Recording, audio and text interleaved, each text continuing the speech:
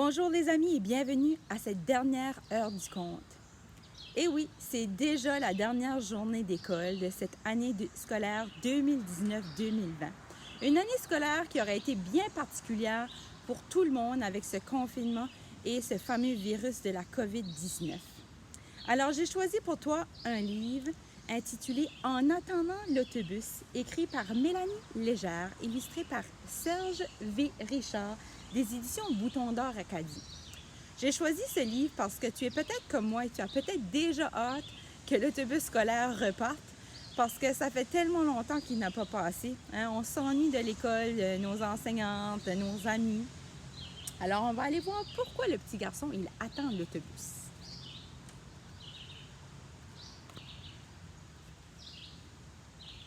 J'attends l'autobus avec Claude. Je suis fière d'être son papa. Ensemble, nous avons planté un sapin à l'entrée de la cour. Nous attendons l'autobus à côté du petit sapin. Au tournant de la route, l'autobus apparaît au loin, tout petit. En s'approchant, l'autobus grandit et grandit. Mon petit Claude monte dans l'autobus immense. Sur la première marche, il se retourne et lance un sourire. Le petit sapin et moi regardons mon petit garçon partir pour la première fois. Alors, c'est la première journée d'école de Claude. Tous les matins, j'attends l'autobus avec Claude. Nous regardons le soleil se lever, tout petit, au bout de la route. Tous les matins, Claude me raconte une bonne blague et je ris.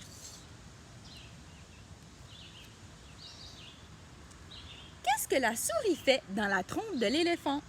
Elle s'est trompée de chemin. Un beau jeu de mots, hein? Le sapin a grandi. Maintenant, sur la marche immense de l'autobus, Claude n'est plus si petit. Parfois, il n'aime pas que j'attende l'autobus avec lui. Je lui propose alors de sauter derrière le sapin en voyant arriver l'autobus. En me faisant tout petit, j'arrive à me cacher complètement derrière lui. En écartant les branches, je vois Claude qui sourit à tous ses amis dans l'autobus. Le sapin a grandi trop vite et amaigri. Son tronc n'est donc pas encore ajusté à ses branches et je ne peux plus me cacher. Alors j'emprunte une casquette. J'ai emprunté la casquette à mon frère et un blouson à mon garçon et je me déguise en élève. Quand l'autobus arrive, je fais semblant d'avoir oublié mon devoir à la maison et je me sauve en courant. Claude a entendu beaucoup de blagues au sujet de mon déguisement, mais il n'a pas voulu me les raconter. Maintenant, Claude veut attendre l'autobus avec Rachel, la voisine. Elle ne prenait jamais l'autobus avant, mais maintenant, elle refuse que sa mère la conduise à l'école. Depuis, Claude ne me raconte plus de blagues. Claude et Rachel sont rendus adolescents, hein? Puis souvent, ça arrive que les ados, là, trouvent pas ça cool d'être vus à côté de papa et maman. Alors, je suis devenue chauffeur d'autobus. Au bout de la route, que je connais maintenant par cœur, je vois Claude près du sapin. Il raconte des blagues à Rachel. Plus je me rapproche, plus Claude et Rachel grandissent et grandissent. Ils montent les marches en riant sans me voir. Un jour d'automne, j'arrête l'autobus devant le grand sapin et personne ne monte. Pourquoi personne ne monte? Claude est parti. Je suis triste. Je descends de l'autobus. C'est parce que Claude est rendu grand maintenant. Il a terminé l'école. Qu'est-ce que l'éléphant dit à la souris? Souris, tu souriais? Pourquoi tu ne souris plus? Le sapin ne rit pas de ma blague. Je ne suis plus chauffeur d'autobus. Un matin d'hiver, je marche jusqu'au sapin. Pour nous tenir compagnie, je fais un bonhomme de neige tout petit.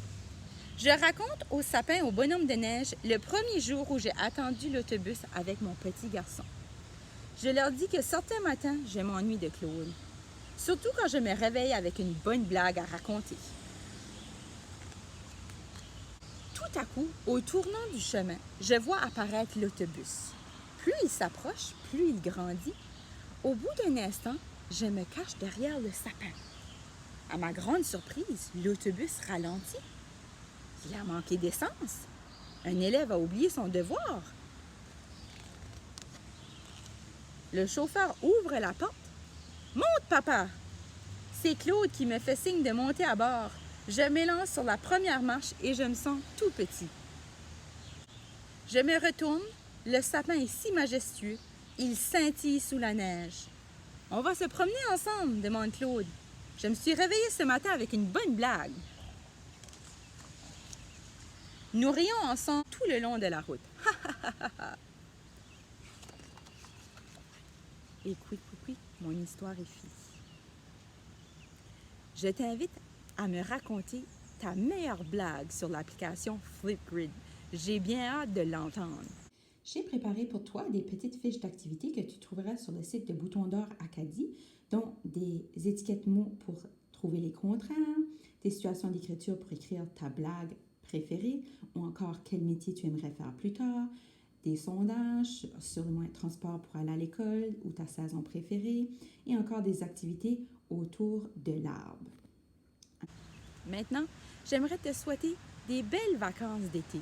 J'espère que tu vas profiter du beau soleil pour aller jouer dehors, faire de l'activité physique tous les jours. Et surtout, n'oublie pas que la lecture ne prend pas de vacances.